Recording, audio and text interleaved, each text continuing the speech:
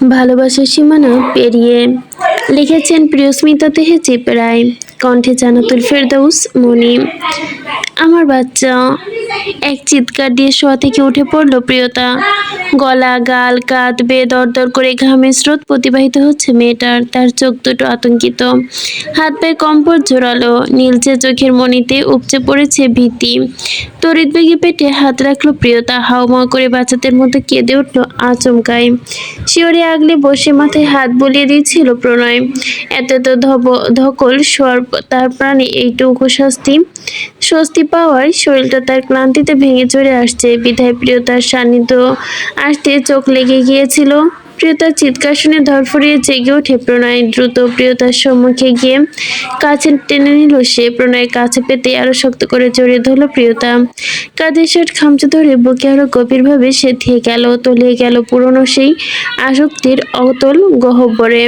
আমার বাচ্চা, প্রণয় ভাই, আমার আমার বাচ্চা কোথায়? আমার সন্তান কোথায়? ওরা কি আমার সন্তানকে মেরে ফেলেছে? প্রণয় ভাই। সন্তান সন্তান করে পাগলামি শুরু করে দিল প্রিয়তা। তার অশ্রু জল বাদ মানছে না। প্রণয় উন্মত্ত রমণীকে বুকে আগলে ধীরে শান্ত করতে লাগলো। লম্বা চুলের গোছে আঙুল চালিয়ে হাত বোলাতে বোলাতে নরম কণ্ঠে বলল, কিচ্ছু হয়নি, শান্ত হয়ে যা জান। আমার লক্ষ্মী, আমার পাখি, পাগলামি করিস না। প্রণয়ের বাক্যে ইন্দ্রিয়তে পৌঁছতে তৎক্ষণাৎ শান্ত নদী ন্যায় হয়ে গেল যেন প্রিয়তা। বুক থেকে মাথা তুলে টলটলে আঁকিতে এক বুকে আকাশ নিয়ে তাকিয়ে বলল, সত্যি বলছেন? প্রিয়তা হাত দুটো তুলে নিজের গালে ধরল প্রণয়। তার চোখের পানি চিকচিক করছে। ধীরে মাথা উপর নিচ করে, সত্যি, ওর কিছু হয়নি। মেঘ ঘনিয়ে আসে আকাশে, এক ফালি রোদ্দুরে নেয় ঝলমলিয়ে হাসি ফুটল রমণীর ওষ্ঠ ফুটে। ঠোঁটে হাসি ফুটলেও মায়াবী রক্ষী যুগল এখনো অশ্রু টলমলে সরোবর। মুহূর্ত ব্যয় হলো না। প্রবল সুনামির ন্যায় আবারও আছড়ে পড়ে স্বামীর প্রশস্ত বুকে। পিঠ আছড়ে দিয়ে ধরে শব্দ করে কেঁদে উঠল। অঝরে ঝরতে ধরতে বলল, আমি অনেক ভয় পেয়ে গেছিলাম প্রণয় ভাই। আপনি আর একটু দেরি করে আসলে কি হতো? ওরা তো আমাদের সন্তানকে। এটুকু বলতে আবারও ডুকরে কেঁদে ওঠে প্রণয়। সরি প্রিয়তা। চুপ, একদম চুপ। এসব কথা মুখে আনিস না। আমি আছি তো। এ দেহে প্রাণ থাকতে আমি তোর কিচ্ছু হতে দিব না। আমাকে ক্ষমা করে দে। আমি তোর এইটুকু অসাবধানতার জন্য তোকে কত কষ্ট সইতে হয়েছে। প্রিয়তার মুখটা উজ্জ্বল হয়ে ওঠে। প্রিয় পুরুষটাকে জড়িয়ে ধরে তার শরীরে তাপে লেগে থাকে। অনুভব করতে চায় তার আসক্তির সম্মোহী উপস্থিতি। অন্তর জুড়িয়ে গেল প্রিয়তার। প্রণয়ের হাতটা ধরে নিজের পেটের ওপর রাখলো। ভীষণ খুশিতে আপ্লুত হয়ে বলল, আপনি বাবা হতে যাচ্ছেন প্রণয় ভাই। পেটের ওপর তালু স্পর্শ লাগতে প্রণয়ের ভেতরটা কেমন যেন অদ্ভুতভাবে কেঁপে ওঠে। বুকের খুব গভীরে চিনচিনে এক সুখ অনুভূতি খোঁচা লাগে তার পাপিষ্ঠ অন্তরে। ভীষণ দুর্বলতা অনুভব করে সে। এদিকে বুঝি রক্তের সম্পর্ক বলে কি জানি, বুঝলো না প্রণয়। কেবল অনুভব করলো অদেখা ওই নতুন প্রাণটা প্রতি তার এক অসহ্য রকমের অসীম টান আছে। এতটা মায়া সে এ জীবন প্রিয়তা ব্যতীত আর কারোর প্রতি অনুভব করেনি। চোখের পাতা ভিজে উঠল প্রণয়ের। এমন অনুভূতিগুলো কোনোদিনও কল্পনা করার সৌভাগ্য এই ভাবনার কল্পনায় আসেনি প্রণয়ের। প্রণয় নিজেকে রুখতে পারল না। অনবরত এক আসক্তিতে মাথা নামিয়ে প্রিয়তার তলপেটে ঠোঁট ছুঁয়ে দিল। ফিসফিসিয়ে নিজের অনাগত সন্তানের কানে কানে বলল, papa love you, my heartbeat, and will always protect you, but not more than your mamma. বলে পেটে মাথা রাখলো প্রণয়। এই মুহূর্তে নিজের পৃথিবীর সব থেকে সুখী মানুষটা মনে হচ্ছে তার। এই জীবন, এমন একটা জীবনের স্বপ্ন তো সবসময় তার কল্পনা বুকে এসেছিল। প্রণয় জীবনে প্রথমবারের মতো অনুভব করলো প্রীতিতে সুখ, সন্তানের টান, রক্তের টান। সন্তানের মমতা কতটুকু তা আজ হাড়ে হাড়ে টের পেয়েছে প্রণয়। আর প্রিয়তার এই অবস্থা দেখে কলিজায় যে চাপ অনুভূত হয়েছে তা তার পূর্বের সকলের চাপের থেকেও ভীষণ ভারী। আর যদি সত্যি সত্যি তার অনাগত সন্তানকে মেরে ফেলতো ডিকে বস, তাহলে হয়তো সত্যি সত্যি সন্তানের সাথে প্রণয়ের অপ্রিয়তাও মরে যেত। প্রণয় বুঝে আসলো না, যাকে কোনোদিন দেখেনি, জানে না কয়েক মুহূর্তের ব্যবধানে তার প্রতি এত টান কিসের। প্রিয়তা হাসি আলতো করে হাত রাখলো প্রণয়ের চুলে। প্রণয় উঠে ফের প্রিয়তাকে টেনে নিল নিচের বুকে, মাথা নিচু করে কপালে অসংখ্য ভালোবাসার পরশে কেঁদে বলল, মাই প্রিন্সেস, মাই ওয়ার্ড। নিজের এই মুহূর্তের সব থেকে নিরাপদ মানুষটা মনে হচ্ছে প্রিয়তার। এই বুকের উষ্ণতা তার গায়ের গন্ধের প্রতিটা আশা যেন মিটিয়ে দিচ্ছে। এই নোংরা পৃথিবীর স্বচক্ষে আর কখনো দেখতে চায় না প্রিয়তা। এই সুরক্ষিত বলয়ের বাইরে আর এক কদমও নয়। এই বুকটাই হোক তার শেষ ঠিকানা। প্রিয়তার নিবিড় আলিঙ্গনে প্রণয়ের বুকের ভেতরে চলন্ত আগ্নেয়পাত যেন নরম হলো ধীরে ধীরে। কয়েকটা ঘন্টার যাবৎ জ্বলতে থাকা বুকটা শীতলতায় ছেয়ে গেল গনগনে আগুনের মতোই। তার অস্তিত্ব নিবিড়ভাবে অনুভব করলো। এই তো তার জানটা, তার প্রাণভূম রক্ষত অবস্থায় তার বুকে আবারও ফিরে এসেছে। কিছু হয়নি তার ময়না পাখির। পরম সুখ আর চরম তৃপ্তিতে দু চোখের পাতা বুঝে ফেললো প্রণয়। শিমুল তুলনে নরম মখমলের শরীরটা আরো খানিকটা আষ্টে পিষ্টে জড়িয়ে নিল বক্ষ পিঞ্জিরায়। পাগলা ঘোরা অনুভূতিগুলো শান্ত হয়ে এলো ধীরে ধীরে। বুক চিরে বেরিয়ে এলো তপ্ত এক প্রশান্তির বিশ্বাস। মনটা সামান্য রিল্যাক্স হতেই শরীর কাঁটা দিয়ে উঠল প্রিয়তার। একের পর এক মনে পড়লো ডিকে বসের বলল তখনকার বিষাক্ত বাক্য। কথাগুলো মনে পড়তেই ফুরফুরে মনটা ভেসে ওঠে। কানে বাজতে থাকে নিষ্ঠুর লাইন, এ স্যার আর কেউ না। তুমি যাকে এত ভালোবাসো, তোমার ভালোবাসা প্রণয় ভাইয়ের আগে দুঃখে অপারগতায়। আবারও কান্না এলো প্রিয়তার। কথাগুলো মনে পড়তে প্রণয়ের বুকে দুপাশে হাত রেখে সজোরে ধাক্কা দিল প্রিয়তা। হঠাৎ এমন আক্রমণে যেন প্রস্তুত ছিল না প্রণয়। দুর্বল মুহূর্তে তাল সামলাতে ব্যর্থ হলো। হাতের বাঁধন খুলে পিছিয়ে গেল কিছুটা। অবিশ্বাস্য দৃষ্টি নিক্ষেপ করলো প্রিয়তার প্রাণে। প্রিয়তার এমন আচরণে যার পরে অবাক হলো প্রণয়। সে পুনরায় প্রিয়তার কাছে আসতে চাইল। জান, আল্লাহ। সাথে সাথে হাত উঁচিয়ে দ্রুততার সহিত বাধা প্রদান করলো প্রিয়তা। এক প্রকার চিৎকার করে বলল, ছোবেন নামায়, আপনার নোংরা হাতে ছোবেন নামায়। আপনার ওই দুহাত অপবিত্র, ওই হাতে একদম স্পর্শ করবেন না আমাদের। কাছে আসতে গিয়েও আচানক থেমে গেল প্রণয়। থমকার কণ্ঠে নিগ্রয় বাক্য বনে গেল ব্যগ্রতায়। হৃৎপিণ্ডে এফোর ওফোর করে দিচ্ছে কথাগুলো যেন বুঝতে বাকি রইল না প্রণয়ের কাছে। আসলে প্রিয়তা কি বোঝাতে চাইছে। বুকের নরম রক্তপিণ্ড এতটাই ব্যথা লাগলো যা কোনোদিনও অক্ষরে বা শব্দে বর্ণনা করতে পারবে না পুরুষটা। চোখে তুলে প্রিয়তার অশ্রুসিক্ত চোখের গভীরে তাকালো প্রণয়। যেখানে কিছুক্ষণ আগে নিজের জন্য অসীম ভালোবাসা দেখেছিল সে, সেখানে এখন কেবল একরাশ ঘৃণা। ভেতর ধর করে আগুন লেগে গেল প্রণয়ের। সে কম্পিত কালচে রক্তিম ঠোঁট দুটোতে আওড়ালো, আমার হাত দুটো নোংরা জান। তেতে উঠল প্রিয়তা। আপনি আমাকে প্রশ্ন করছেন আপনার হাত দুটো নোংরা কি না? আপনি বরং প্রশ্নটা নিজেকে করুন। আপনি অস্বীকার করতে পারবেন যে এই হাত দুটো আপনি আপনার সন্তানকে স্পর্শ করেছেন? এই হাত দুটো আপনি কখনো কোনো মায়ের সন্তানের ক্ষতি করেননি? বলুন, আপনি নিজের সন্তানের উপর হাত রেখে বলুন আপনি নির্দোষ। বলে প্রণয়ের বাম হাতটা টেনে নিয়ে নিজের পেটে রাখলো প্রিয়তা। তার চোখের পানি টপটপ করে গড়িয়ে পড়ছে প্রণয়ের হাতে। সে ভীষণ কাতর কণ্ঠে বলে, একবার বলুন ওই ডিকে যা বলেছে সব মিথ্যা, যা দেখিয়েছে সব মিথ্যা। আপনি আমার সেই প্রণয় ভাই যাকে আমি চিনি, আপনি আমার সেই প্রণয় ভাই যাকে আমি বিশ্বাস করি।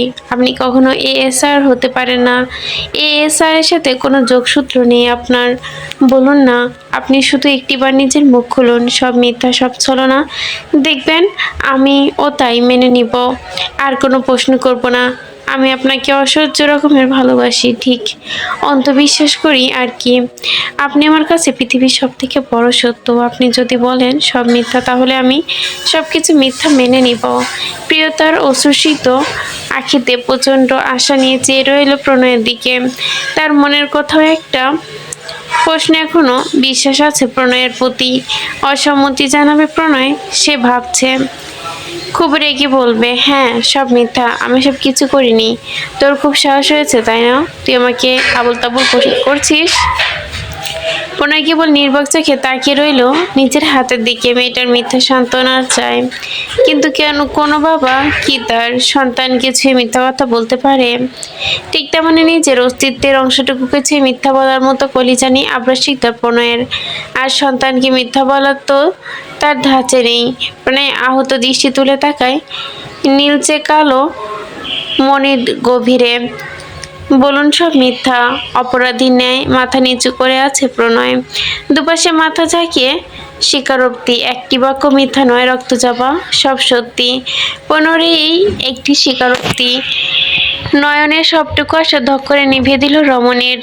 মনে হলো ঘূর্ণীয়মান ব্রহ্মাণ্ডটা আছড়ে পড়ল মাথার ওপর। চিৎকার একটু দূরে সরে গেল প্রিয়তা। তার মনটা এখনো মানতে চাচ্ছে না, যেন মানুষটা সে ভালোবাসে সে এমন। প্রিয়তার মন বারবার সত্য স্বীকার করতে অস্বীকৃতি জানায়, কিন্তু নিষ্ঠুর মানবের স্বীকারোক্তি তার মস্তিষ্কে আস্তে রক্তক্ষরণ ঘটায়। অতিরিক্ত রাগের ফলে এবার কান্না পাচ্ছে প্রিয়তার। মন বলছে, যাকে পাওয়ার জন্য এত লাঞ্ছনা সহ্য করেছি, যাকে এতটা ভালোবাসি, যার বুকটা ছাড়া দুদণ্ড শান্তি পাই না, রাতে যার বুকে মাথা না রাখলে আমার ঘুম ধরে না, তাকে কি করে ঘৃণা করবো আমি? তাকে কি ঘৃণা করা যায়? একটা প্রশ্ন মস্তিষ্কে নিউরনে উকি দিতে চিৎকার দিয়ে ওঠে প্রিয়তা। ও অস্তিত্বের একটা অনুপরমাণু যেন আজ ঘৃণিতে পরিণত হয়েছে। প্রিয়তা দূরে যেতে দেখি বুকের ভেতরটা ঝড় ওঠে প্রণয়ের। অন্তরে পড়ে ছারখার হয়ে যায় তার। ঘৃণা সহ্য হয় না একদমই তার প্রিয় মানুষটির।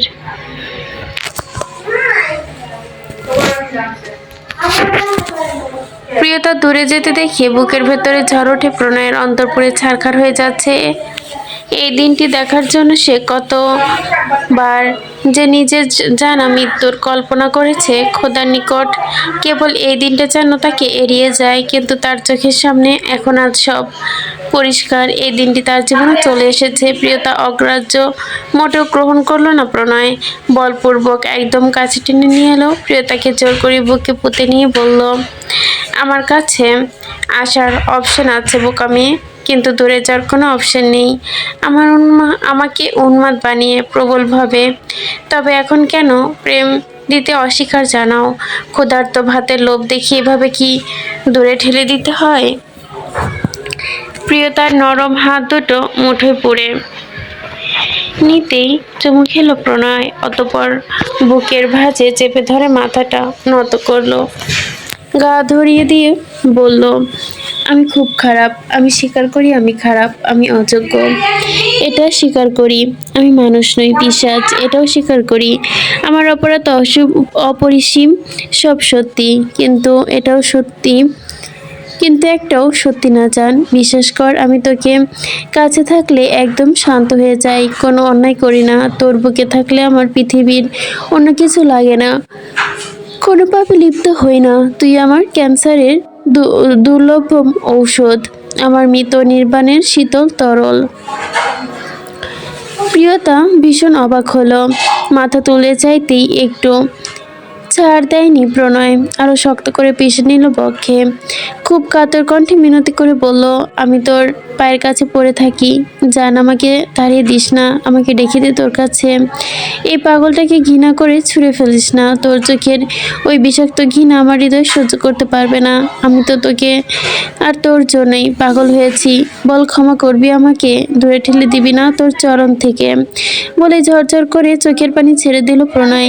প্রিয়তার বুক ভেঙে এলো। কান্না, রাগ, ক্ষোভ, অভিমান আবারও ঝাটকা মেরে সরিয়ে দিতে চাইল অসহায় পুরুষটিকে প্রণয়ের পানে। ফের ঘৃণীয়মান দৃষ্টি নিক্ষেপ করে তেজে কণ্ঠে বলে, বললাম না ছোবেন না আমায়? এই মুহূর্তে আপনাকে দেখে আমার ঘৃণা লাগছে। এমনটা কেন করলেন আপনি? কিভাবে করতে পারলেন? ওইখানে যতগুলো মেয়ে ছিল ওগুলোকে আপনি আটকে রেখেছিলেন, তাই না? ছি, কিভাবে এগুলো করতে পারেন? হাতটা কি এরকমও কাঁপে না? বুকটা কি একবারও কাঁপে না আপনার? আল্লাহ কি মাটি দিয়ে বানিয়েছে আপনাকে? আপনার ভেতর অতটুকু ভালো মানুষের কোনো অস্তিত্ব নেই। এমন একজন মানুষকে আমি ভালোবাসি ভাবতেও তো বাক্য সম্পূর্ণ করতে পারে না প্রিয়তা। তার পূর্বে আচানক ব্যথায় কুঁকিয়ে ওঠে তুলতুল নরমে ওদরে চোয়াল অনুভূত করতেই পুরুষালী হামলায় বাঁকানো কোমর পেঁচিয়ে ধরে হ্যাঁচকা টানে একদম নিকটে নিয়ে আসে প্রণয়। বাহ্যিক সকল দূরত্ব ঘুচিয়ে গেল নিমিষে, শরীরের সাথে শরীর লেপ্টে গেল। গালে দুর্নিবয় অনুভূতি চাপ করলো সে। প্রিয়তা ভীষণ অবাক হয়, মাথা তুলে চাইতেও একটুও ছাড় দেয় না প্রণয়, আরো শক্ত করে পিষে ফেলে বক্ষু মাঝে। খুব কাতর কণ্ঠে আকুতি করে, আমি তোর পায়ের কাছে পড়ে থাকি জান, আমাকে তাড়িয়ে দিস না, আমাকে রেখে দে তোর কাছে। এই পাগলটাকে ঘৃণা করে ছুঁড়ে ফেলিস না। তোর চোখের ওই বিষাক্ত ঘৃণা আমার হৃদয়ে সহ্য করতে পারে না।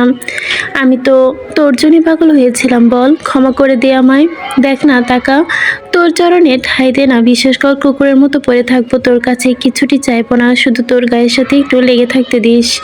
আমি খুব করে শুধু তোর ওই কাঙ্গাল বলে অঝরে কান্না করে দিল প্রণয়। প্রিয়তার বুক ভাঙে, কান্না, রাগ, ক্ষোভ, অভিমানে একসাথে মিশে যেন এক অন্যরকম অনুভূতি। প্রণয়ের পানে ফের ঘৃণাত দৃষ্টিতে তাকিয়ে তেজে কণ্ঠে বলে, না ছবেন না মাই, এই মুহূর্তে আপনাকে দেখলে আমার ঘৃণা হচ্ছে। দূরে সরুন আপনি আমার থেকে। ওইখানে লোকগুলোকে কেটে অর্গান বের করেছিল আপনার কথাই, তাই না? আপনার নির্দেশে নিষ্পাপ মাসুম শিশুগুলোকে তুলে আনা হতো, তাতে দিয়ে কি করিয়ে করাতেন আপনি? ড্রাগ বানান, মেডিসিন বানান। ছি, কিভাবে এতগুলো অপরাধ করতে পারলেন? হাতটা কি একবারও কাঁপেনি? বুকটা কই একবারও কাঁপেনি আপনার? একবারও মনে হয়নি তারা কোনো মায়ের সন্তান, কোনো বাবার স্বপ্ন? আল্লাহ কি মাটি দিয়ে গড়েছে আপনাকে? আপনার ভেতরে এইটুকু মনুষ্যত্ব নেই, হৃদয় নেই? এতটা কফি, এতটা জালিম আপনি! ছি, এমন একজন মানুষকে আমি ভালোবাসি, ভাবতেও তো বাক্য সম্পন্ন করতে পারে না প্রিয়তা। তার বুকটা কেমন মোচড় দিয়ে ওঠে, বাঁকানো কোমর পেঁচিয়ে হ্যাঁচকা টানে একদম নিকটে টেনে নেয় প্রণয়। বাজি সকল দূরত্ব ঘুচে যায় নিমিষেই। প্রণয় নরম চোয়াল চেপে ধরে প্রিয়তার মুখের সম্মুখে নিজের মুখ নামিয়ে এনে বলল। প্রিয়তার কোমল ঠোঁট দুটো গোল করে ফাঁক হয়ে গেছে, ঠোঁট ছুঁই যে দূরত্ব থেকে তাতে দাঁত চিপল প্রণয়, চোখ লাল করে কঠিন কণ্ঠে বলল, বলার স্বাধীনতা দিয়েছি, যত খুশি বল। আঘাত করার স্বাধীনতা দিয়েছি, দে, যত খুশি কর, কিন্তু প্রয়োজনে চিরতর নিঃশেষ করে দে। কিন্তু আমার ভালোবাসাকে ঘৃণা করার কথা এই মুখ দিয়ে একবার উচ্চারণ করবি না, জানি মেরে ফেলবো। আমি নোংর হতে পারি, অস্পৃষ্ট হতে পারি, কিন্তু আমার ভালোবাসা একদম পবিত্র। লাগছে প্রণয় ভাই, লাগুক, আমারও খুব লাগছে। আমি পাপি তাপি চাই হই, এই পুরো দুনিয়া আমাকে ঘৃণা করে করুক, আই ফাকিং কেয়ার। কিন্তু তুই আমাকে ঘৃণা করতে পারিস না। তোর এই নীলাপ চোখের ভালোবাসার ব্যাকুলতার তাড়না ব্যতীত আর কোনো অনুভূতি দেখতে চাই না আমি।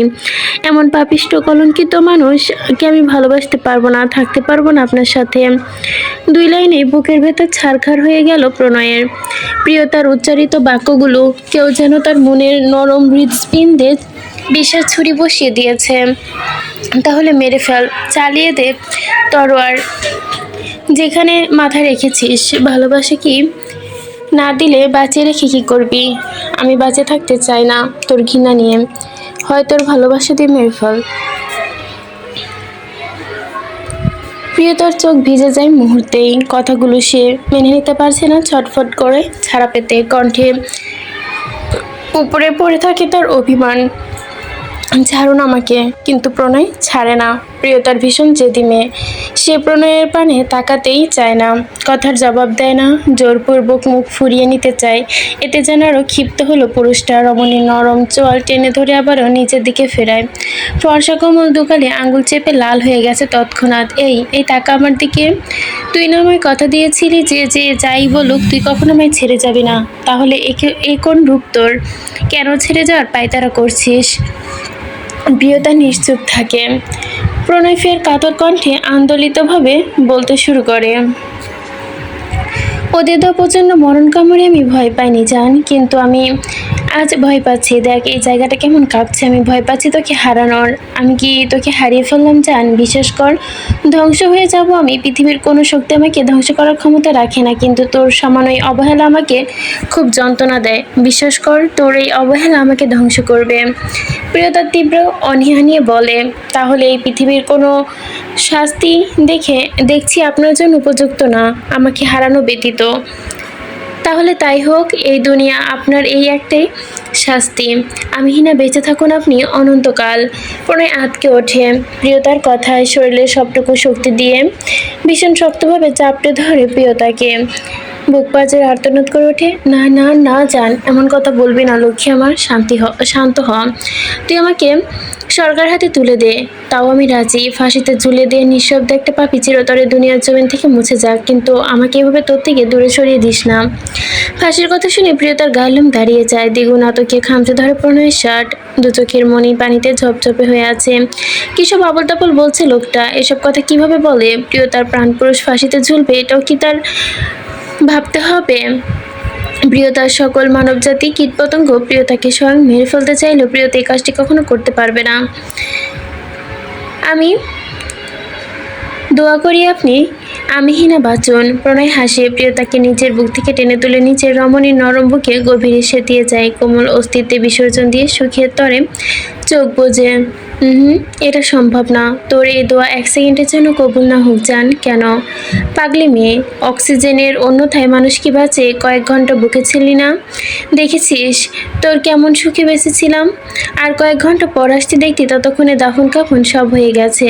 প্রণয় ভাই, সত্যি বলছি, দেহপতিত ছায়া কি মূল্য? পৃথিবীর সব দৈত্য দানবের একটি বা একটি দুর্বলতা থাকে, এবং একটি না একটি নরম জায়গা থাকে। আমার সেই দুর্বলতার রূপকথার গল্প শুনেছি। রাক্ষসের রাজার প্রাণভোমরা লুকিয়ে রাখতো কোন এক অচিনপুরের রূপালী মাছের ভেতর, আর আমার প্রাণভোমরা তোর ভেতর। তুই নেই মানে আমি নেই, আর আমি যদি মরে যাই সাথে সাথেই আমিও থাকবো নিঃশব্দে। তৎক্ষণাৎ প্রত্যুত্তর করে প্রণয়। প্রিয়তার নরম সুরভিত ত্বকের ন্যায় নাক মুখ ঘষতে থাকে প্রচণ্ড আরামে। ঘুম চলে আসে তার। ক্রমাগত নরম আদরে ভরিয়ে দিতে থাকে তার দুর্বল কায়াকে। দূরে সরুন প্রণয় ভাই, ছুবেন নামায়। আমি দূরে সরে গেলে ভালো না বাসলে না ছুলে তোর সহ্য হবে না। তুই আমাকে ছাড়া থাকতে পারবি? আমার ছোঁয়া ছাড়া তোর শরীরে জ্বালা করবে না? প্রণয়ের প্রশ্ন শুনে থমকে গেল যেন প্রিয়তা। ছলনাময় পুরুষের কথা জালে পেঁচিয়ে পড়ছে, ছলনা করছে পুরুষ আবার, কিন্তু কিছুতে এই ছলনায় ভুলতে চায় না প্রিয়তা। ক্ষমা করতে পারবে না এই মানুষটাকে। এই অন্যায় কোনো ক্ষমা হয় না। কিন্তু এমনভাবে বাচ্চাদের মতো বুকে মুখ গুজে আছে, তাড়িয়ে দিতে কলিজা কাঁপছে প্রিয়তার। তবুও বলে, পারবো। তুই পারবি? আমি পারবো। বলুন আপনি পারবেন না? ঠোঁট হেলে হাসলো প্রণয়। নরম ত্বকে ছোট ছোট চুমুক দেখতে বলল, আমি তো স্বীকার করি জান, আমি পারবো না। বলো, তুমি কি এমন নিঃস্ব প্রেমিকা দূর দূর করে তাড়িয়ে দিতে পারবে?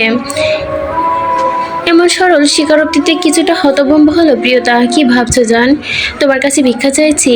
মানুষ মানেই তো ভিক্ষুক, কেউ টাকার, কেউ মানসিক শান্তির, কেউ বা দুমুঠো ভাতের। প্রিয়তা নরম মন গলতে চায়, কিন্তু বারবার মনে পড়তে থাকে সকল দৃশ্য। প্রিয়তা সহ্য করতে পারে না। প্রণয়কে ঠেলে নিজে থেকে সরিয়ে দেয় খুব জোরে। আপনি আমার। তৎক্ষণাৎ প্রিয়তার ঠোঁটে তর্জনী চেপে ধরে প্রণয়, আর একটা শব্দ বের করতে পারে না। প্রণয় কণ্ঠ খুব দুর্বল শোনায়, চুপ, আমায় আঘাত করিস না। আর এতক্ষণ যা আঘাত করেছিস তা সহ্য হচ্ছে না। খুব যন্ত্রণা হচ্ছিল বলে তোর বুকে একটু আশ্রয় নিতে চেয়েছিলাম, কিন্তু তুই আমার শান্তি নিলে থাকতে দিলি না। ঠিক আছে, আমি তো পশুর থেকেও অধম, নিকৃষ্ট, জঘন্য। আমি চলে যাচ্ছি, কিন্তু তোর বিষাক্ত বাক্যবাণে জর্জরিত করে আমার তৃতীয় হৃদয়টাকে নষ্ট করিস না। না হলে পরে আফসোস হলেও আমি আর ফিরবো না। এতটা অবজ্ঞা করিস না। জীবন বড়ই অনিশ্চিত। শেষে দেখা গেল শেষ কথা কখন যে হয়ে যায় বুঝে ওঠা দায়। আগের মানুষ হাতে নাগালে বাইরে চলে যায় বলে আর এক মুহূর্ত দাঁড়ালো না প্রণয়। ধূপধাপ পা ফেলে ঘর থেকে বেরিয়ে যায়। অর্থবহ ভীষণ ভারী বাক্যগুলো ভার সহ্য হলো না প্রিয়তার। হাঁটু ভাঁজ করে মুখ গুজে দিল। হাঁটুর ভাঁজে কেঁদে ওঠে সে। নাক টেনে ফুপিয়ে ফুপিয়ে বলতে থাকে, কেন এমন করলেন প্রণয় ভাই? আমি কি সত্যি আপনাকে ছাড়া থাকতে পারবো না? বাঁচতে পারবো না। আমি খুব খুব খুব কষ্ট পেয়েছি প্রণয় ভাই। আমি কি আপনাকে খুব কষ্ট দিয়ে ফেলেছি? আমি কি করবো মাবুদ? এ কোন পরীক্ষায় তুমি আমায় ফেললে?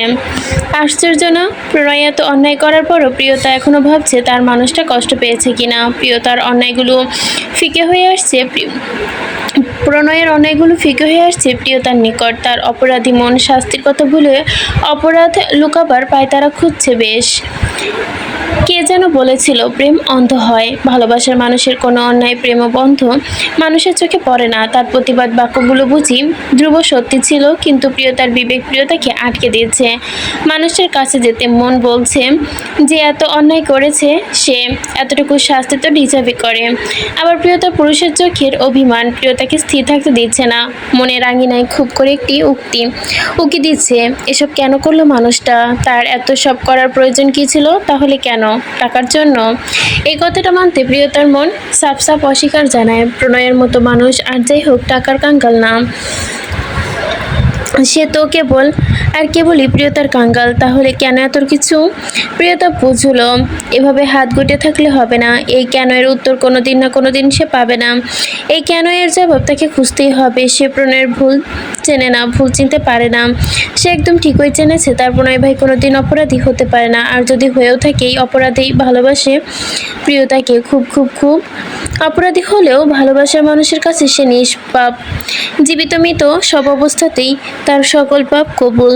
কিন্তু নিজেকে মানানোর জন্য, সব কয়টা বোঝার জন্য হলেও সময় প্রয়োজন। প্রিয়তার সব রহস্যের ওপর থেকে পর্দা সরানো প্রয়োজন, নইলে স্বস্তি পাবে না প্রিয়তা। ওই লোকটা দুঃখী দেখতে একটু মন চায় না প্রিয়তার। ভালো মন্দ যাই হোক, যেমনই হোক, মানুষটা তার ন্যায় অন্যায় এত কিছু বোঝলাম প্রিয়তা। ভালোবাসার কাছে যদি গোটা দুনিয়ার সাথে বিরোধিতা করতে হয় তবে তাই করবে প্রিয়তা। সবার বিপক্ষে দাঁড়িয়ে দুহাত আড়াল করবে ভালোবাসাকে, বুকে আগলে রাখবে, কাউকে এতটুকু আঘাত করতে দেবে না তার ভালোবাসার গায়ে।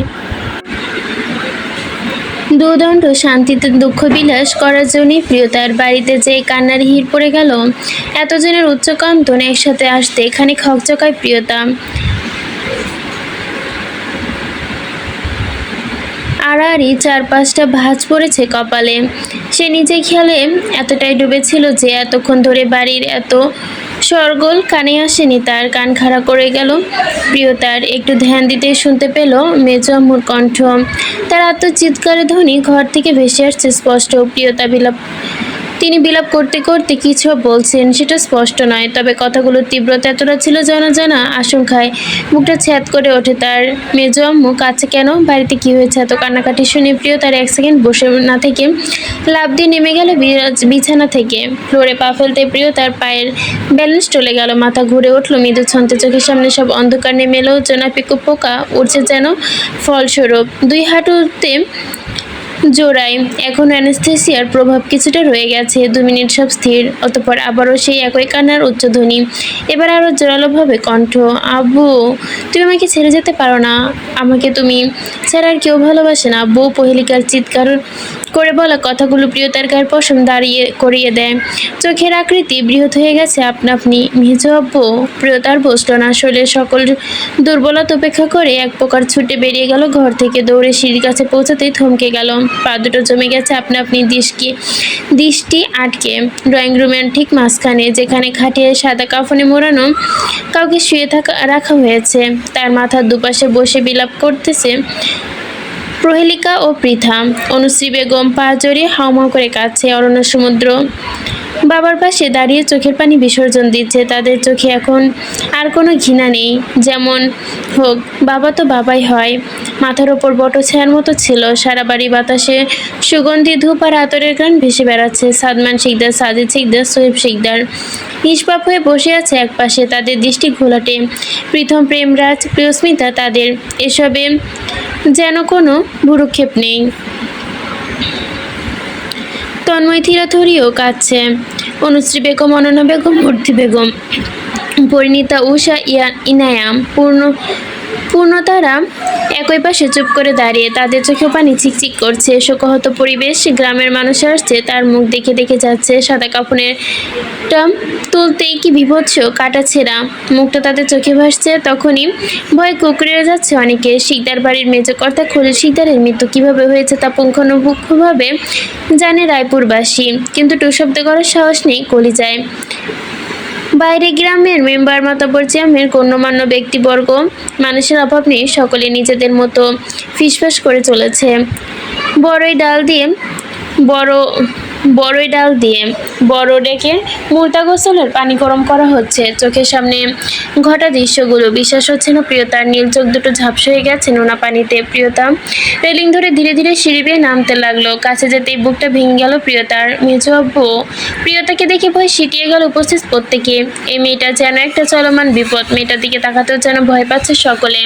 প্রিয়তা ছুটে খলি শিকদারকে ধরতে রাগে চলে ওঠে প্রহেলিকা। ভয়ঙ্কর গর্জন দিয়ে উঠে, একদম ছবি না, আমার আব্বুকে স্পর্শ করবি না। এখন খুব খুশি হচ্ছিস তো? আমার বাপটা মরে গেছে, তুই একটা ডাইনি জন্মেছিলি আমাদের সর্বনাশ করতে। তুই প্রথমে কারলি আমার সুখ শান্তি, তারপর কারলি আমার ভালোবাসা, আর এখন কারলি আমার আব্বুকে। এখন তো তুই শান্তি পেয়েছিস নিশ্চিত, নাকি আমাকে মারা তোর এখনো বাকি আছে? ইচ্ছে হলো মেরে ফেল। বাক্যগুলো মধ্যে কণ্ঠের ক্ষোভ উগড়ে ফেললো যেন প্রহেলিকা। রাগে কাঁপছে সে। প্রহেলিকা যেন নিজের কর্মের ফসল হলো। সত্যি সত্যি মনে মনে ভীষণ কষ্ট পেল প্রিয়তা। দুঃখে চোখের কোটর উপচে পড়লো তার। বড় আপু তাকে এত ঘৃণা করে? সত্যি কি প্রহেলিকার জীবনটা তার জন্য এমন খাপছাড়া? ওর চোখের পানি দেখে তেতে উঠে প্রহেলিকা। একদম ন্যাকামি করবি না। তোকে আমার সত্যি সহ্য হচ্ছে না। আমার চোখের সামনে থেকে দূরে যা। তোকে আমি সহ্য করতে পারছি না। মনে রাখিস, কাউকে কষ্ট দিয়ে কারো সুখ ছিনিয়ে নিয়ে কেউ কোনোদিন সুখী থাকতে পারে না। বিশ্বাস কর, তোর এত সুখ এত খুশি এসবই ক্ষণিকের। এগুলো একটাও তুই সারা জীবন ভোগ করতে পারবি না। প্রহেলিকার এক একটা কথা যেন তীক্ষ্ণ বাণের মতো গিয়ে ঠেকলো প্রিয়তার কলিজায়। এত ঘৃণা করো আমায়? পৃথিবীতে তুই একমাত্র যাকে আমি ঘৃণা করি। বাড়ির অন্য কেউ কোনো উচ্চ বাক্য বা বাক্যলাপ করলো না, কেবল নীরব দর্শকের ভূমিকা পালন করলো প্রিয়তা। হাতের উল্টো পিঠে চোখ মুছলো। প্রহেলিকার সাথে বিবাদে না জড়িয়ে কলি শিকদারের ধারে হাত বাড়াতে খপ করে হাতের কবজি চেপে ধরে প্রহেলিকা। হাত মুচড়ে ধরে মুখের ওপর ঝুলে এলো, দাঁতের দাঁত পিষে হিসিসে বললাম না ছবি না আমার আব্বুকে? আমার আব্বুর মৃত্যুর হিসাব আমি তো ঠিকই নিব। প্রিয়তা অবাক হলো। আমি কি করলাম? প্রহেলিকা ফের আবারও বলতে লাগলো বিষবাঙ্ক বলা সেই কথাগুলো ঝাঁকিয়ে ঝাঁকিয়ে। ও অযথা ওর ওপর চোটপাট করছো কেন? ও কি তোমার বাপকে বলেছিল তাকে কিডন্যাপ করতে সাহায্য করতে, নাকি বলেছিল জোর করে গর্ভপাত করানোর চেষ্টা করাতে?